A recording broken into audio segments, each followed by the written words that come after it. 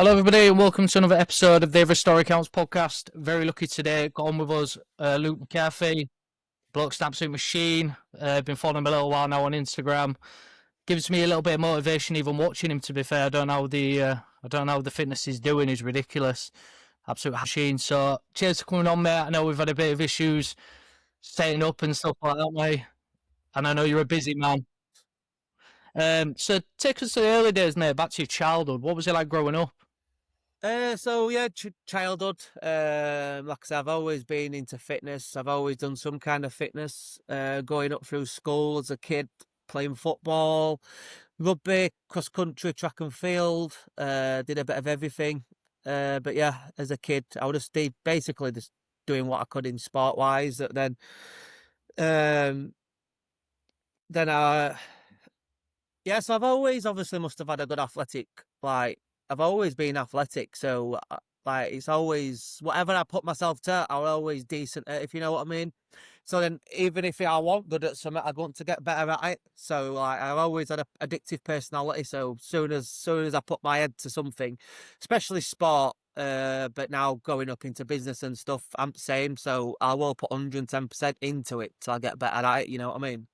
Were you always one of them then? So we think about stuff like going back through school and things like that. Was it always sport for you and school was Yeah. sort of a secondary sort of thing? Massive, mate. Basically, that's all I went to school for. Like, I wasn't bothered about anything else. I bothered about some of my mates, and it was either kicking a ball about, playing rugby, running 100 metres or cross country at school, especially like junior school. There were always a massive cross country, and I was always making sure I was up front, and I played football all the way through school, played rugby all the way through school, and did all like 100 metres, 1200 metres, 1600 metres, what I could really. Anything I could do sport wise, I'd do it. So what did you want to be? You remember sort of leaving school Footballer. and things? I wanted to be, so I played for Leeds United for 6 years in academy.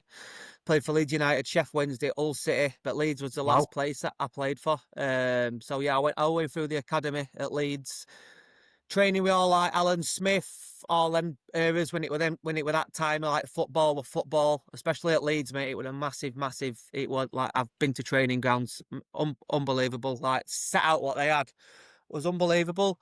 But I think I was about 16. I packed it in myself. I've always been massive into like cars, bikes, as well as stuff as like that. So I ended up starting racing motocross. Like that is where I've actually come from now to get over to where I am, but we'll get there. So like my dad was fuming. He was like, "What are you doing?" I was like, "I'm not bothered. Like I want to race bikes." And then Leeds are phoning me up, "Where are you? How come you're not training?" And I ended up was knacking it off, mate. Like, but I won't be where I am now you know what I mean, if it'd have gone any other way. So I'm happy. So what age did you stop playing football? What was I think I, that? I think I stopped. Think about 16-year-old. Is that something you have a bit of regrets over? Well, no. Uh, Not obviously you're gonna look back and think, oh, I could have been different. I could have made it there, but like I say, I'm happy for where I've got myself now and like the fitness and my journey, what I've been through with family life, business, all stuff like that, mate. My kids. So yeah, I want to change any of it. What was your family life like when you were younger? Yeah, growing up, mate. It's like I've it's not been the best of growing up, but it's obviously I'm not gonna like slate my parents and stuff like that because obviously it's been a little bit rocky, a little bit rough.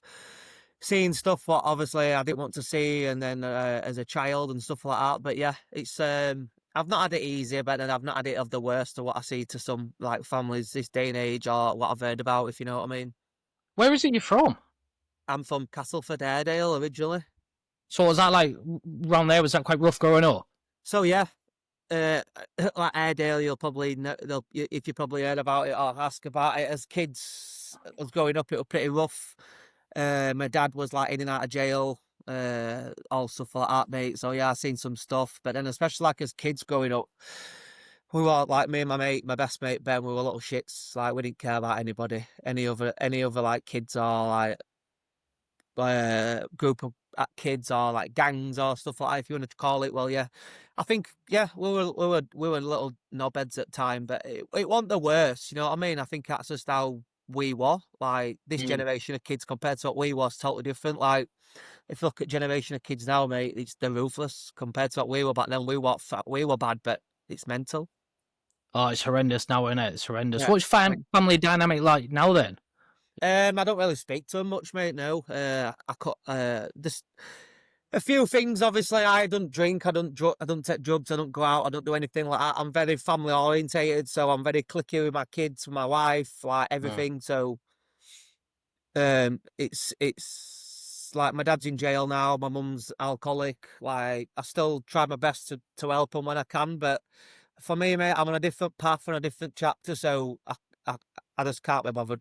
Like as much as it hard as it sounds at the moment, it's a hurdle that I don't want to cross now all the time. If you know what I mean, I'm how I am at the moment. It's good. So yeah. You can't be babysitting people at the same time. You've got your own stuff to do, haven't you? Well, I won't say like obviously I was bad, but like through a stage in my life, I think it was 2019 to 2022.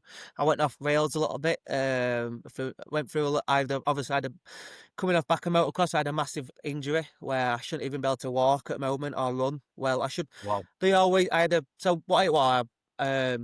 Through motocross, I had a big injury and I had my hip out, dislocated my hip, fractured my pelvis, but I had to have 4 or 5 operations at the time. When like the 5th operation, they were like, "Oh, we don't know whether you'd be able to run properly. Like you'd probably walk with a limp." I went in there through COVID. I ended up getting COVID, so as off back of that, I got myself. Obviously, I've always stayed fit, got myself back fit, and I just went through like a bit of a rough spell. Started drinking, started going out, hanging about with wrong people, taking drugs, doing stuff I shouldn't have been doing. Like, and my missus coming to get me from house parties, like drag me home. But I was still always going to work. I was still making sure that obviously I was putting food on table. But yeah, it was. Like say 2019 to like 2022, mate, like for 3 years, 2 years, I was out all the time drinking, taking drugs, partying. So from that time of sort of 2022 to now, and when did you have the injury? When did you have the injury? 2000 and I think it was like 19, 20, something like that. I'll have to look back. I didn't have time to look back, but yeah, around there. I tell you what, to be told you would have a chance of never sort of walking again to then doing what you're doing now in that time is remarkable, really, so isn't like the scar on my leg, I've got a scar from like top of my knee all the way to my bum. I had to have 4 operations on that, and it says that later on down the line I'll have to have a newie. Just with how traumatic the what's it called, the operations were. Because what happened is when my hips come out of my femur, well, it's took a bit of my pelvis off, and when it took my pelvis off, it's got stuck inside my like the top of the femur, so into your pelvis. So like my leg won't move; it was stuck solid, and my leg was bigger than my other leg. So like they couldn't understand why, and my missus still saying there's something wrong. He's not right. He cannot move his legs. Like he should be able to like bend his legs. They were saying yeah, they should. So then obviously I went back for X-rays, blah blah blah, and they were like, there's a fragment of bone in there, but it's going to be hard to get it out. We're going to have to take his hip, basically his femur back out of his hip. But it took him 4 times to get that bone out of there. And the 4th operation I had to do it awake, mate, with epidural in my back. Like I seen everything. How were you struggling with the sort of the injuries at the time? Being somebody that's obviously active all the time, how tough was it not? Yeah, especially as well because it was like COVID times, mate. So there was nothing going on. There were not much really I could like. It was like, what is there to do? Then it was like in my head, well, what's the point? Blah blah blah. But then on the other side of me, because I'm so like motivated and I'm so disciplined, and I'm like, nah, I want to get better. I want to get better. So I was still obviously in recovery to get better. But then obviously I just went down a little bit of a spiral where it's made me what I am today. How long were you doing motocross at the time then, before that happened? So I raced motocross for, I bet I raced motocross for 6 years, 7 years. It's a deadly sport, that, isn't it? I've had some, like, both my ankles have got metal in, I've dislocated both my shoulders, broke my hip, done my pelvis, broke my wrists. So how much I can move now and my flexibility and like what I can do, it's mental. It's like people say, how can you even do what you're doing? Well, I was about to say, I've had, like, from football and stuff, I've had, like, some bad injuries, but then you speak to somebody like yourself. I spend too much time feeling sorry for myself with injuries and things like that. That's it. How do you recover? So I'm massive into mobility. Like I plan all. Like I'm big into mobility. So on a morning it's 40 minutes. On a night it's 40 minutes mobility. So I've really started to like for the past 2 years. Mobility has been the key. Like I'd rather miss a session than miss a mobility. You know what I mean? So I always make sure foods like high protein, high carbs, and my food's dialed in. Hydration, supplements, and mobility to mainly mate. And then obviously hot, cold, all stuff like that. Does that massive help then? Because obviously the injuries you've got, do you still feel niggles a lot then? Not one, none. I've got a little niggle in my left shoulder, but that's about it, mate. Everything else, I'm perfect. Feel like it. Is that just constantly sort of training and things like that? You sort of just get used to it? I think it's the volume of training what I do because I think because I train that much. Like, how long after that was it before you started to then decide that you wanted to go into sort of personal training and everything else? Oh, so basically, mate, I'll take you back a little bit. It was so then obviously the day when I obviously started back getting into fitness. I think that was like 3 years ago. So 22, 23, 24, 25. So yeah, 3 years now I've been doing all this. Going on 3 years next year. I ain't had a drink. I ain't done anything for 3 years. Like I've not been out. I don't drink. I don't party. I don't do anything. Everything's like to tea. You know what I mean? And then since then, obviously, I've just built myself up, got fit, got fitter, and there's motivation, discipline, routine, structure. Everything's just been there. And it's only this past 6 months. Well, I've been obviously wanting to be a personal trainer and be a coach, mainly just online coach. Just the beneficial myself, just obviously, cause now I've turned as a full-time athlete. Obviously, quit one of my businesses, sold one of my businesses to become a full-time athlete, which I am today. How much of a risk was that? Well, I didn't jump straight at it because I've only been doing Hyrox and obviously like an athlete for the last 3 years. I wanted to build myself a good CV and just to let people know, and whatever didn't work for me, I didn't know it don't work for other people, you know what I mean? So it's been for last year. I've actually been planning all my coaching stuff and like putting everything pen to paper, writing everything down, trying sessions, nutrition, everything like that, mate. And then learning, like, especially to be a personal trainer and doing all my levels 1 to 4. Yeah, so I outlushed it this last year. I've built it like, and then it's on it last, a month ago, 2 months ago that I went full time and then as a personal trainer. Wow, you got a lot of motivation, mate. What's your diet always been like then? Are you always really strict on your diet? Do you ever have like sort of cheat meals and things like that? So mate, at the moment, like, I've cut a lot of weight down. So I've tried racing at all different weights, but I've got a nutrition Dambo. He's like best thing that ever happened to me, mate. Like that's who I'm at gym with now. That's who I've gone full time into gym with. That's who's got the gym where I'm at. What you've probably seen, what's just been refurbished. Yeah. So there, I'm in there. I'm with him all the time. But he was probably the best thing that happened to me in a click in fitness because he's watched me. And he's like he knew that I can be better than what I was. I was always carrying a little bit too much muscle. I was always carrying a little bit too much weight. For me, my diet was always good, but it was just good in wrong aspects. I was doing the wrong things at the wrong time. So yeah, he pulled me in, and then like I said, we've been working together now for 18 months, and then look what's happened in 18 months to me. I've become second ranked fastest at UK. I've won multiple Hyrox races. I've done Ironmans. I've done back-to-back marathons. I've done 16-minute 5Ks, 10Ks, 34 minutes. So since we've been together, I've not PB'd in everything. What was that? 10k and how fast? 34 minutes I've done. God, I can't even do 5k now. I reckon at the moment that the shape I'm in, I'm a 33-minute guy all day. I reckon that I can do a 15.5, 5k. My half marathon time's 1:15, but I reckon I'm in 1:30 shape all day long at the moment. Like I'm in really, really good condition. I just need to obviously. It's 5k. Yeah. At 15. My best time at the moment 16:41, but I've not done one for 4 months or something. So I reckon now I'm in even better shape, and I know I'm fitter. Like everything, my results and what we've been doing at the moment behind closed doors, I've been doing some mega times and stuff. That must be near enough, like 3/4 of the full thing. What's that for? For sort of doing 5k at them sort of times. Yeah, so obviously puts you into elite ranking, doesn't it? So it's just off the elite border. So obviously I'm up there with like the classes.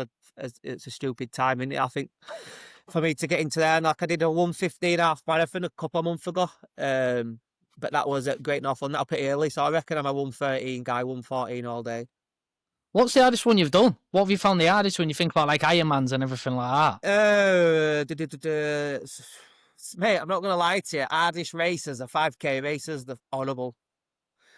But like Ironmans and stuff are brutal. I've only done one Ironman. I've got Bolton again after Christmas. So, well, not after Christmas. I've got so I've got a backyard ultra in Cheltenham in January. I'll have to check. I've got all of it down, and I've got Ironman again in Bolton. So, but I was injured last time I did Ironman. I had a stress fracture in my tibia. But coming off back of World Championships at Hyrox, I still wanted to do it and just enjoy it because my family and everyone were coming. So yeah, it was tough because that would have probably one of the hardest races I've done, just because I knew that I couldn't give full potential of what I can give. So mainly it was mind, like it was just mind over matter to push myself through it. But then it was like pissing me off because I knew how better I was to do it. How much rest do you actually get? What do you mean, like through a week? Yeah. Do you actually rest enough, or is it the pressure of thinking if I rest that you're not sort of improving? How difficult is that difference between resting and not improving? I never have a day off. Never have a day off. I've built like an aerobic base for last year, mate, a zone 2 stuff. So for past year, I spent in zone 2 for gradually a year to build a good foundations for what now. So now I work a lot in threshold work. So like every day is a double day, some days are triple days, but then it's active recovery what I find works best for me, mate. So I'd rather jump on a bike, sit there for 60 minutes, 90 minutes, or go for an easy run. Just that works better for my body. I've tried like pulling work down and my body don't like it, but I think that's why, like, going back to my injuries, I think that's why my injuries don't pop up, because I train that much and that often. But obviously if I do feel anything coming, any niggles, I will pull back even more, but then moving forward, I'll crank volume up following weeks. Do you do much weights then as well? So I do three strength sessions a week. I've got one later, so it's Monday, Wednesday, Friday's my strength session, but it's all like just working around what I need for me, like for Hyrox, beneficial stuff. It's just like barbell stuff, weighted pull-ups, weighted dips, press-ups, then it's like chest press, shoulder press, lunges, single leg lunges, squats to box, all stuff like that. So it's not really like any bodybuilding stuff like that. It's all just really weighted stuff. But what's benefiting me moving forward, what I need to get better at, not putting too much fatigue on the body. Just obviously knowing what I need to do, not too heavy, because for me, I do carry quite a little bit of muscle mass. So I have to go steady because I easily put muscle on, which I know is not a bad thing, but for how much output I need and like the speeds, my paces, what I'm running and recovery purposes, I can sometimes obviously oxygen, more muscle, more oxygen. So yeah, I try not to do too much strength because I have got a good strength foundation. I'd rather put it into some fitness. How do you sort of change to get that sort of switch before you do your competitions from sort of relaxing to get into sort of the mode? Yeah, so what do you mean, like into it? Say if I've got a race coming up. Yeah. How does that switch sort of change? So I always have a deload, but my deloads are pretty big still. I just half my week in half. So every week at the moment it's 20 plus hours, and I always go over 100k every single week. So what I'll do when I've got a race coming up, mate, I'll just half that. So it'll go. I'll still train every day, but I'll just take my double days out. So it'll be single days every day, and then like day before my race, it'll just be like a shakeout, or it'll be some Hyrox sufficient that's touching some stations. And then if I'm racing at night time for Hyrox, I'll always do something in the morning just to keep my blood flow, heart rate's being up. So then when I get there to a race, it's like what, your body's not done anything. So I always like to have my heart rate being up still around races. But what point did you actually know that you were sort of very good? Was there a sort of a point that you realised that, listen, I can do this seriously? For me, mate, if I want to be good, I'll make myself good. Like, I'll go backwards to go forwards. I've done it plenty of times. So I know what, with my mindset, my discipline, my structure, my routine, I know I can be better than what I am today. And I know that I'm going to get better. I know that I'm nowhere near my peak yet. I know that I'm going to get even better at what I'm doing. It's just obviously when I keep getting better, I'm hungry every single day. So tomorrow, if I have to go backwards to go forwards, I will. So it's like for these past 3 years, I've got better week in, week out. And then that, for me, that's a drug. It's an addiction. So especially with having an addictive personality, like I said before, mate. So I just keep moving, I just keep thriving. And I just like seeing other people do good as well. It makes me thrive to do more. Seeing my clients win makes me thrive to do more. Seeing my kids win, seeing my wife be good. I just, all stuff like that around me, mate. I absolutely suck it in like a sponge and it makes me move better. I'm guessing it keeps you mentally in a strong place. You hear so many people of athletes and things like that. Speaking of, if they don't train at all, Yeah, they yeah, yeah, yeah. feel shit. It's like going back. I was speaking to one of my sponsors last week, and it's like, oh, how do you fight motivation? I'm not always motivated, but I've got discipline. So that is a massive, massive word for me, is discipline. So I went into a session yesterday. I couldn't be bothered, didn't want to be there, but I knew discipline would take over, and I knew that my competitives, they're training, so it's no brainer. I need to train, I need to put the work in, I need to put the hours in. So as soon as you get into a session, discipline takes over and it's game on. How do you when you say about like clients and things like that? How difficult is it sometimes with some people obviously coming to see you and they look at what you're doing and they're like, how do I get like that? And you have to be realistic Like with what you're sort of speaking to them. for one way it can be bad, because I get clients and I get people messaging me and they're like, oh, but I'm not on your level, and they need to understand that I started somewhere. And it's a massive thing what I say. It's like I had to start somewhere myself, and it's like for what I'm going to start you, it's nowhere near what I'm doing, but it's tailored to suit every single athlete. Is tailored to suit, but it's a massive thing here. It's like it'll never get harder. It's like you'll have hard days, but it'll always get easier. Like sessions will get easier. Reason why it get easy, it's because you're getting fitter, and it's because obviously you're building. And there's never going to be, there'll be days where you're tired and you can't be bothered and it feels like it's harder, but it's not. It's actually easier when you look back at numbers and look like at what you've done week before, 2 weeks before. It's always moving forward, but it can be a bad thing because people see you and they think, oh, you're just going to torture them, you're just going to put them through hell in a session, where it don't work like that. I've got like old people, I've got like regulars at gym now where like they're oldish, and like I've got a lad that's in the rehabilitation because he's broke his femur, so I'm getting him better to obviously move forward as in himself. He's not wanting to compete, he's not wanting to get better, he just wants to get better in himself, and he says with my mindset and what I've been through, I can get him there, which we're 5 week down line, mate, and he's flying.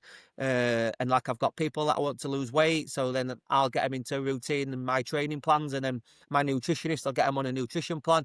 So it's all swings and roundabouts. It's good, mate. We're in a good spot. How much of sort of losing weight would you say is actually diet compared to sort of exercising? How much are different? Everyone said David, it's like 80%. Yeah, obviously, if you're wanting to lose weight, just lose weight. It's a calorie deficit. You're in a calorie deficit no matter what. To lose weight, you've got to be in a calorie deficit. Yeah, you could sit here now, and if you're in a calorie deficit, you're going to lose weight no matter what. But then obviously, if you're wanting to get fit at the same time, you've got to prioritize carbs around your training. Still put you into a deficit, but obviously you'll make sure you're fueled for every session, where I see a lot of people fail. I see a lot of people going into sessions under fueled too much, and then after sessions under fueled too much. You've got to prioritize food, mate. Food, carbs, protein, fats are your best friend, and especially like if you're wanting to get better and get fitter, that's what you need to do. But if you want to just lose weight, you can stand on stairmaster, you can sit on a bike. As long as you're getting your heart rate elevated and your heart rate up, as long as you're in a deficit, you're losing weight no matter what. Yeah, I think for me the big one for me is Stairmaster is class. It's hard, and I bet you spent a lot of time on that, don't you? No, mate, I never use stuff like that. I have just started to incorporate into my training. It's got another name. It's called the cross trainer, but it's got another name on it. It's similar to a cross trainer. So like if this to get more hours in. So obviously this so I can get more hours in. I don't want to push my running any much more now, because I am over 100k every week, and that's where my body likes it. So for me, if I can prioritize some kind of machinery gym, which is still gonna think that I'm running or I'm in some kind of that state, I will use it. So yeah, at the moment I've fetched some stuff in, but I've used Stairmasters in the past, and I think they're a great tool. I think like especially for women, like incline walking, Stairmasters, all stuff like that. Like I've got a few of my friends are bodybuilders, and they smash Stairmasters, but it's like I'd rather put myself through well in a workout than stand on a Stairmaster for an hour. Yeah, I see. So when you sort of you finish at the end of the day and you're completely done, Yeah, what is it a case of? What does the night look like for you? Is it a case of straight up, you're up, feet up, relax, mate, take the food in? I've got severe ADHD, and at the moment it's on an all-time high. It's probably I think it's with work and new clients and new gym and stuff like that. Like my missus is saying to me, I can't sit around for often on a night because it's like I think it's my energies that and then that's coming to my ADHD. But on a night, mate, I like to put time into my kids, my family, my wife. Like she does a lot for me. So no matter what on a night, it's phones down, switch off, and we're watching something on TV. Probably me and my missus will watch sat on the sofa tonight. We'll probably be eating skier bowls before sleep. What's the most rewarding thing then as a coach? Would you say?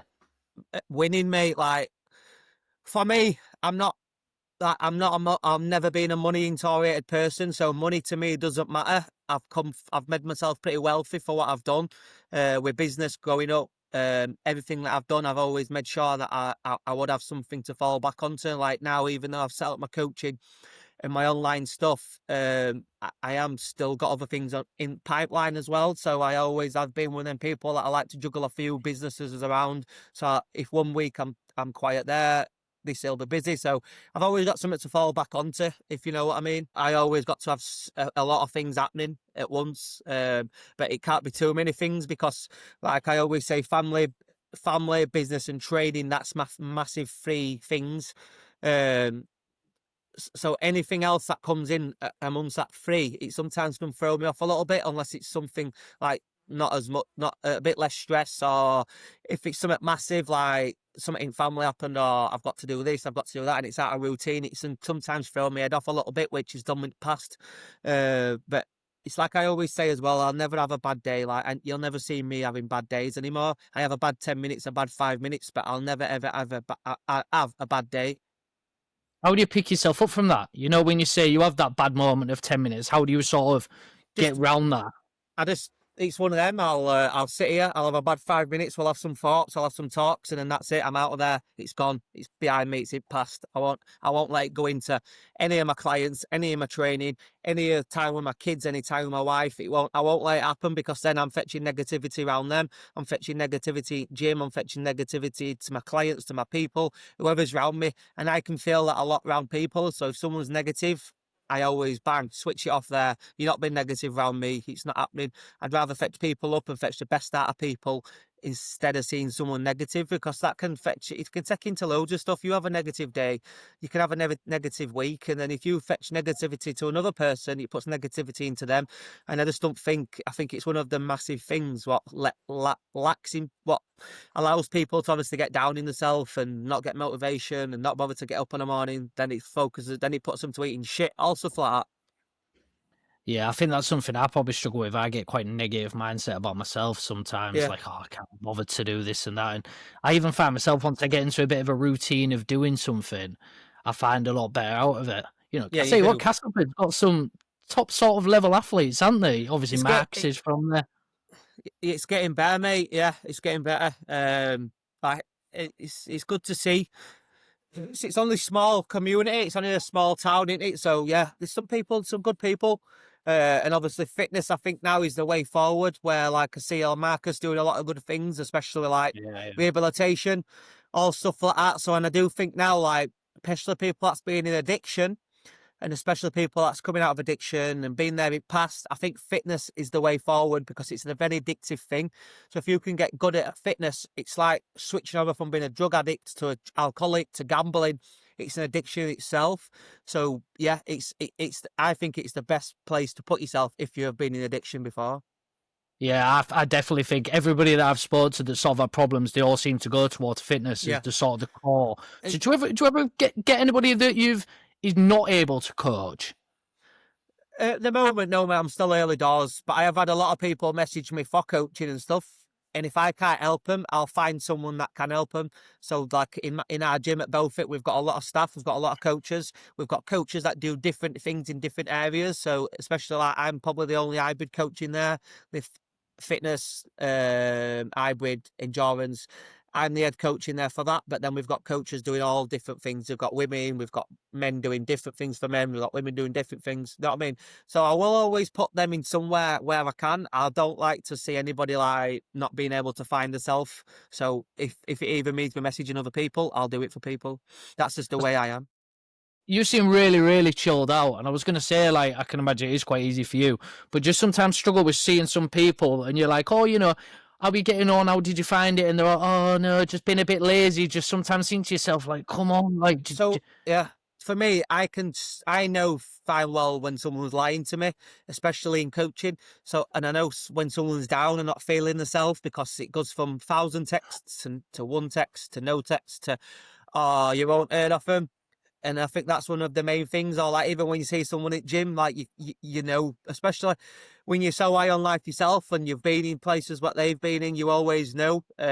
So it's very easy, I think, to see like when someone's not feeling themselves or if someone's not putting the work in what they're supposed to be putting the work in, especially as a coach, like we're programming people and stuff like that. I am very one to pick it out on people. what do you think the big mistake people make? Drawing yourself into social media, mate. Getting drawn into other people's lives, getting drawn into other people's workouts, other people's routines. A lot of people look on social media and think, oh, he's doing this, he's doing that. Why are I doing that? You need to stay in your own lane, do your own thing and find your own path. Build on yourself, build your own confidence and you'll win then. I see it so much in people seeing negativity through social media, Instagram, Facebook, all stuff like that, mate, thinking that someone's doing better when they're actually not. It'll be a lie, like all these celebrities, all stuff like that, mate. It's like I think that's one of the massive things at the moment that what people need to cut out on and focus on themselves. How much do you check then, sort of other sort of athletes that you're coming up against? How much do you sort of keep an eye on what they're doing? I do speak to a lot of athletes that I go up against, like up and down country, mate. Like I've got some athletes who I've raced against recently that I coach now, like Italian lad, a Rome lad who I've gone competing against recently, where they're on my plans. And then like people that in the industry of fitness, I speak to them a lot, especially people that I race against. It's a good sport, mate. Obviously, you get a few people that are negative, and I'll just cut them off. I won't speak to them. I'm not even bothered about looking at social media. It's the people that are winning and that are getting better. That makes me want to get better. Especially if one of my people, sorry, a person that I've been racing against all season, and he's hitting PBs and he's doing these training sessions. I like to obviously then makes you put more work in yourself. So do you sometimes, would you ever think like training together, some of you? Certain lads that I speak to that we've trained together, like I've got a lot of friends in Manchester, like Mark Dean and all them lads. I've trained with them a lot. We've just set up a few dates with some Scottish lads there coming over. I've got a few people that are coming to train in our gym. Like I've got a lot of things set up for me to train with them. It's good, mate. It's good to see how other athletes adapt to stuff, and because we've all got strengths and weaknesses. Like one's good at running, people are good at ergs, people are good at all stuff like that. Everyone's strengths are different, so it's good to train with different athletes that you go up against because, like I said, we've all got weaknesses and strengths. What's your sort of strength and weakness? Would you say something? So it's like the things that I'm trying to dial in on now. It's more like my transitioning and stuff. Just getting more efficient and faster at transitioning in and out of stations. And just being able to move the weight more efficiently. So it's just about sharpening the tools down, mate, for me. Where like when you look back at people's times and stuff, like my running's probably up there with the best of them. It's just now like it's on station work. I just need to put a lot more time into my stations. It's just getting, like I said, efficient and more adaptive to it. So being able to move faster inside the stations with the station, that's what I'm working on now. Like my strength's really good. My running's really good. It's just about now putting it all pen to paper, mate, and just getting better and better and better. But it's a long process, and it's a long process that I'm willing to take. Obviously, I've never seen sort of like Hyrox event. What sort of stuff do you do there? So it's always running into a station, 8K worth of runs, and it's got 8 stations. So it's run station, run station, run station, all the way up to 8 stations to 8K worth of running, mate. And can anybody sort Yeah. of do that? So this is the best thing about Hyrox. It's like anybody can do it. Like you've got old people, you've got oversized people, you've got overweight people. Everybody does it, mate. I go to an Hyrox race and I buzz. Don't get me wrong. You see all these elite 15s and these elite boys. It's good to watch, but for me, where it happens, it's where I see people that are coming out of the comfort zone that didn't want to be there, but they've put themselves there to get better, to be able to reward themselves after. That's the people that I love to see, and that's the best thing that I love about Hyrox. That anybody can do it. It don't have to be any set movement standards. It's like it's not CrossFit. We're not chucking barbells about. We're not, you know what I mean? You don't have to run stupid paces. You don't have to be worrying about like stupid CrossFit workouts, toe to bars, muscle ups, all these single arm snatches. We can all do it. So it's only ski ergs, rows, running, kettlebell carries, lunges. Anybody can do it, mate. Like you could sign up tomorrow and do one, and that's the best thing about Hyrox. How would you worry about sort of keeping a decent pace, as in to not burn yourself out? Have you got any advice, for example, somebody sort of starting off, that let's say if it was the first sort of event, the most common thing that you hear about people is sort of burning out and putting too much in early? It's going too hard too early. Like a lot of people, I see so many people, I've seen it with my athletes, they're so much fitter than what they've shown in a race because they've started too early. They've pushed the paces way too fast. But that's just with adrenaline. That's just for people watching you. That's just your ego just taking over, like, or like you've lost your head. Especially with adrenaline and stuff like that, mate. It just takes over. Sometimes you need to learn how to pace yourself. You need to learn how to be calm, control it. But in a lot of situations, it's hard for your first few times. So until you actually get your feet in and learn how to pace and what to do and like stations and stuff like that. It's like the early stages of a race where people go too hard. So it's about pulling back a little bit and building yourself into it. How many have you done now? How many Twen- Hyrox events have you done? About 23. 23, and where have you come? Where have you finished? I've won races. Yeah, it's only recently, mate, that I've started winning stuff. Well, started podium on stuff. It's like did a 55 in Open, which has put me third in my age category at UK. I think I'm like 14th in world with that. Obviously now I'm professional, turning into pro category, which I've done a 60 minutes. Where now it's about this, I know I can push into like 57s, stuff like that, into that pro category where like my paces and my times should be putting me there. It's just now I think I've only done 3 pro races. I went to Rome 2 weeks ago. 5 weeks ago, I did 60 minutes on dot.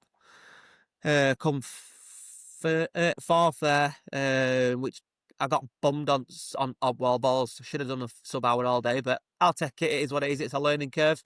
I just learned to move on to the next one. I race in London in 4 weeks.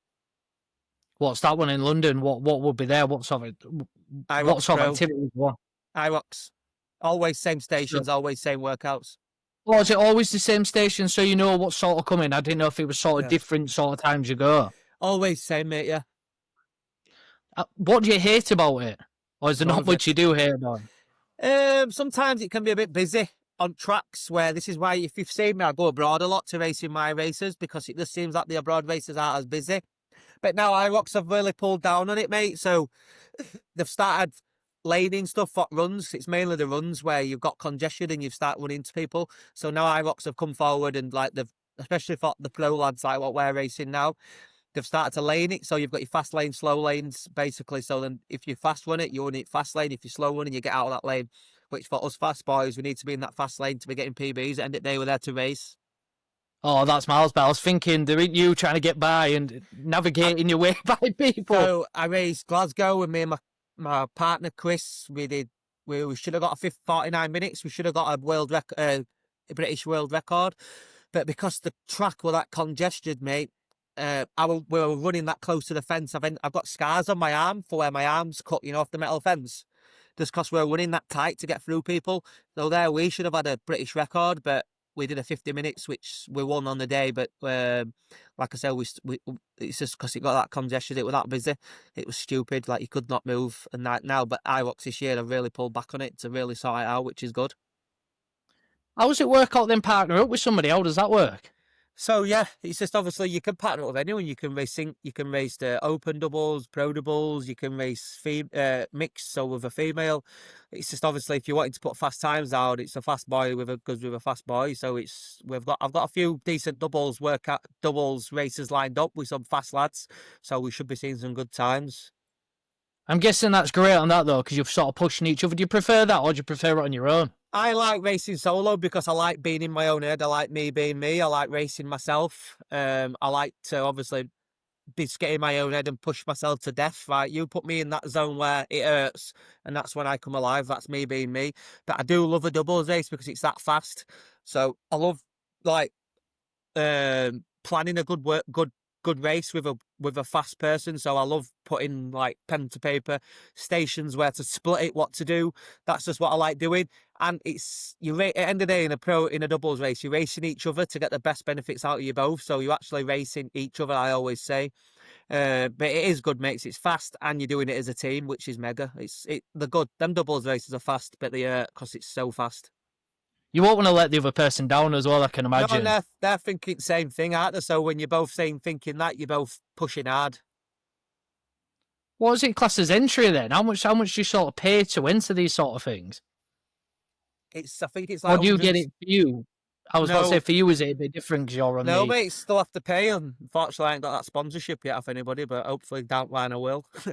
At the moment, it's still obviously paying for races, paying for travel, everything like that myself. So yeah, which I think that'll always stay like that. It's hard this day and age, mate. There's that many good athletes at the moment, but yeah, I'll keep thriving. I'll keep showing. But it's like £110 for a race. Right, and how many races do you usually do? It, How often do you want to be? at the moment now in season, mate, I like to be like I've got London, 2 weeks after that I go to Poland and it's Christmas, and then after that I've got Manchester, then I've got 2 more booked. I need to double check where I've got, but yeah, I've got like 5 booked at the moment, 4 or 5. How is the missus then? We're constantly on go. She's my missus is one of them, mate. She pushes me for everything, so Oh, that's great, man. she sees that I'm good at something, she'll want me to do it more. Like she's been all over the world with me this year. Like we've been everywhere as a team. I always say my missus is my best friend and she's my biggest motivation. And she'll know if I'm not performing my best, and she'll tell me, which is I don't think you get that in many people, and like especially friends that they won't tell you because they'll be scared to. My missus will tell me a lot. She'll be like, "Look, pull back. You're training too much. Come on, you need to push on now. You can get this PB." Like all stuff like that, mate. She's always had in my ear. She's my massive motivation, especially my kids, especially like they'll really drive me and they're wanting the best out of me, which I want the best out of them. And I think it's a good click and a bond that we've all got as a sporting family now. I was about to say, how is it like sort of, if you go on holiday, sort of, Yeah. I can't imagine you being one of them that sat round bullseye. No, so I've just got back from Lanzarote, mate, and I probably had my biggest week of training that I've had in ages. I think I pushed 140, Really? 150k worth of running, but that won't ever come into any way of my kids' lives and holidays. So that'll be me up at 4 o'clock in the morning, making sure that I'm training for my first session. And then my second session will be evening. So it'll be when my kids are having an hour chill out in hotel room before they get dressed, before we go out for food. It'll always be around times where I can fit it in and it's not affecting anything to do with them. So it will be, obviously, I don't stop training. I can't stop training. I'm just one of these people where I can't sit about. Like I know I need to get sessions in, especially like an holiday that I've just been to Lanzarote and it was my biggest training block I've done in weeks. That's class, that, mate. Honest, I find it mental. How just the dedication and the motivation to do it all. I wish I had that. What would you say if someone like myself then, who struggles for a bit of motivation and struggles to sort of get out and doing stuff? What would So you sort of say? it's obviously you don't want to burn the candle at both ends too fast. So you want to build into it. So it's about building tolerance, building obviously your mindset, building discipline, building a structure, getting a good routine in training, especially with diet, sleep, all recovery still needs to be put into aspects. So all you need to do, mate, it's just a training plan. Obviously, some days you've got to want to train, but even if you turn up and put 40% in, you're turning up at the end of the day, mate, and it's good for you, good for your mental health, good for your mind. So yeah, it's just about getting a plan, moving forward, putting pen to paper, writing down, or getting someone to train you, just to obviously give you motivation to train. And then you'll find it does get easier, and you will want to train more when you see changes. If you see change in fitness, body composition, weight drop, like everything, people around you saying, bloody hell, mate, you look well, you look good, then you'll start feeling better. Like I say, going back to that, it never gets any harder, it gets easier. It's just routine and structure, mate. Like this, without routine, structure, discipline in life, I like. There's a lot of lost causes, a lot of people walking about that ain't got that. Once you get that, life changes. So to people that are just sort of starting, how often would you say they should train? Should they be training sort of 5 days a week, Three or? times a week, mate. 3 times a week. Just starting off 3 times a week. where it's Monday, Right, Wednesday, Friday. I thought it'd be much more than that. Is that just for the same as you saying, not burning the candle at both ends sort of Yeah. thing? So I don't want to burn candle like my newbies. Like if they're going PTs at gym, it's 3 times a week. If they want to go to the gym themselves, it'll be something easy. They'll be sat on a bike or sat on a treadmill, just walking, all stuff like that, mate. Especially if you're new to the game and especially new to fitness, you just don't want to burn the candle too fast. Especially because you could get 5 days in, you could get to the weekend, you could feel burnt out. Then Monday could come, no motivation. I think then 3 days to start with, say for 4 weeks, like you look forward to it. Monday's here. Right, I've got a rest day tomorrow. I look forward to that. Wednesday, yes, I can't wait. We're back training. Rest day next day. I can't wait for that. Friday, yes, I'm getting energy. I want to train again. So let's go train on a weekend. Maybe just something easy on a weekend. Go for a walk. Take your dog out walking. You know what I mean? Stuff like that. I think one thing for me that I've struggled with in the past is sort of going too hard one Too fast. day. Yeah, and then what that does for me is the next day is then the next day I wake up and I'm like, my body's battered because I'm not used to it and I Then you don't don't train them for 3 4 days. and then you don't want to feel that again, so then you'll probably not Yeah. do it that hard again. So this is where a lot of people, you need to build tolerance. Like you've been, especially people that have been sat on a sofa for years, or they've been walking, or they haven't done any functional stuff. So if you're wanting to start off, it's about, you just need to start slow. Start slow, grow. That's it. Like build into it. It's a long journey. It's a long process. Why would you want to build up so much to put yourself backwards? It's about moving forwards. So one step in front of the other. Every day is a learning day. So it's just about building that tolerance up and just getting better day by day. And everything's about a calorie deficit. If you want to lose weight, if you're wanting to drop weight, if you're not happy in your body and you're wanting to lose weight, even if you put yourself into a little deficit, 300 calories, 500 calories, how fast you're wanting to lose the weight, you know what I mean? It does come off you. Even if you get moving, if you're moving and you're eating clean, even if you're not in a deficit, you're going to lose weight because you're burning calories, you're moving, you're active. Even if, not, I mean, if activity is going to burn fat and going to burn, obviously, body fat and lose weight. What do you want to achieve next year, mate? So I want to try my best in the Hyrox. I want to try my best to get as close to the Elite 15. It is an Elite 30, so I'll just try climb my rankings in the Hyrox. It is a massive, massive ask because there's that many good athletes. Like at the moment, there's so many athletes coming through, mate. It's stupid. But I won't stop. Obviously, that is my main goal is Hyrox, and that's what I get sponsored to do. I do want to obviously climb up there with the fastest of the boys, where I know that my discipline, motivation will take me there. It's just about time. It's just about, it might not happen next year, it might happen year after, but there's so many fast people coming through. I want to do a good time, marathon time, Ironman times. Like I'll never be, the thing is with me, mate, I'll never be happy in anything that I do. I'm always happy, but I always want better. I always want more out of myself. So if I get there, I'll always like, I know I can do better. I want to do better. So every year looks different. So like my 5K, I want to be at that. My 10K, I want to get better at that. Half marathon, get better at that. Marathon, like I'm going to do 2:45 marathon, which I know that I probably can and I will. Yeah, Ironman's what I've got in. I've got Bolton Ironman where I want to go sub 5 hours in that. So yeah, I've got so many boxes. Next year is a massive, massive year for me. I can imagine it's hard getting better and better when you're already at that sort of elite level. So this is what I'm saying. It's a journey. It's a slow process, especially when you're really fit and like you're good at stuff. It's just about them little margins. It's the little stuff, mate. And it's just about turning up. If you're turning up and putting everything you can into sessions and then pulling back when you need to pull back and everything, just being ticking every single box, you're going to get better no matter what. But you're obviously going to plateau for a little bit, then get better. But for me, I'm always data driven. So I'm always looking at data because I train a lot in threshold, or my runs are in threshold. So every session's always different because my heart rate always changes. So I know when I'm getting fitter and I know when I'm not getting fitter. And if I'm not getting fitter, I'll change stuff. I won't just stick to the same stuff. It's a bit of a funny one, this. What's the worry about coming up against somebody that's actually sort of taking steroids or something like that, sort of other athletes? Because I can imagine them sort of things being tested. Especially like Hyrox now, mate. It's all coming in to play for doping and stuff like that. I'm not going to lie to you. I've had people message me out of blue like, "Are you doping? Are you taking this? Are you taking that?" For some way it's insulting, but then in another way it's not insulting because you're obviously good.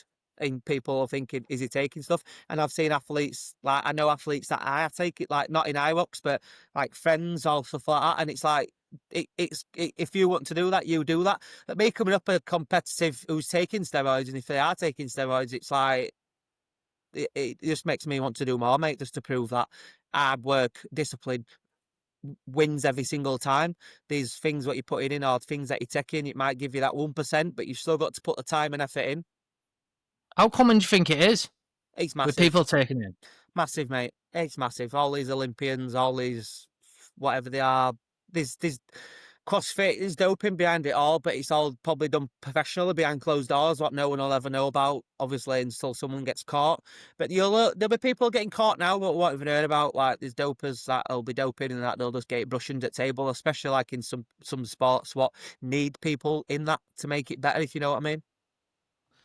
Yeah, it's the thing, innit? When people are doping and things out, trying to come up against them, it shows how good you are, though, yourself, mate. And I'm sure some people you look at coming up against, and you'll be thinking, you know, for a fact, everyone will know they're on it. Yeah, but I don't care if someone's fitter than me, if someone's taking, if someone's, but I don't care. I always stay in my own lane. I always stay to me. Like I'm not bothered what he's doing, not bothered what they're doing. So if I get beat by someone, it just makes me want to do more. Then it just makes you think, it makes you realise that you need to do more, or you've not had your day. It might have been their day where I've faced people this season where I've beat them, they beat me, I beat them, they beat me. It's one of them. It's a dog eat world. So you're gonna have your time. It's just about time will come, and just be patient about it. Yeah, listen, mate, I appreciate you coming on a lot. I think what you're doing is amazing. I think for a lot of people that struggle, sort of motivation and things like that, listening to yourself, it's definitely give me a kick up the backside. I'm not going to lie.